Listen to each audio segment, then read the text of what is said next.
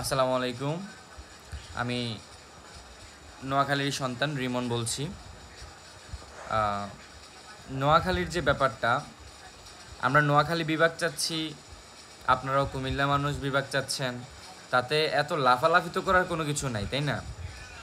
আমরা নোয়াখালীর মানুষ আমাদের মতো করে আমরা বিভাগ চাচ্ছি, আপনারাও আপনাদের মতো করে বিভাগ চাচ্ছেন, দ্যাটস ফাইন। বাট নোয়াখালীর মানুষ ঢাকা থেকে যখন আন্দোলন করে আসার পথে আপনারা গাড়িটা আটকাই আপনারা কি বুঝাইছেন? আপনারা অনেক বড় মহৎ কিছু। আমি নিজেও কুমিল্লাতে ছিলাম, কয়েক বছর ছিলাম, তো বুঝি যে ভালো খারাপ সব কিছু মিলেই আছে।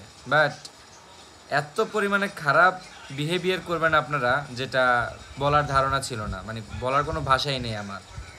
আপনারা নোয়াখালীর মানুষকে তো গায়ে হাত দিছেন, তার উপরে আবার গালিগালাজও করছেন, এবং মানে কি বলবো আপনাদেরকে বোঝানোর মতো কোনো ভাষাই নাই।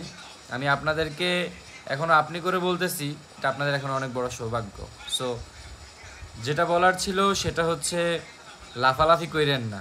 যতটুকু সময় আছে আপনারা আপনাদের মতো করে আন্দোলন করুন, আমাদের নোয়াখালীর মানুষও নোয়াখালীর মতো আন্দোলন করুক, সবাই সবার মতো করে করুক।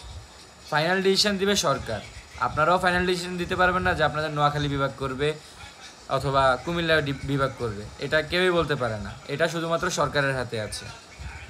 সো যতটুকু বলার সেটা হচ্ছে, আপনারা আপনাদের মতো করে সুস্থভাবে আন্দোলন করুন, নোয়াখালীকে নোয়াখালীর মতো করে আন্দোলন করার সুযোগ করুন। যদি মার্কেটিং করেন তাহলে মনে করেন যে এখানে ভালো কিছু হবে না, ঠিক আছে? এত পরিমাণে খারাপ কিছু হয়ে যেতে পারে যেটা আপনাদের ধারণার বাইরে থাকবে।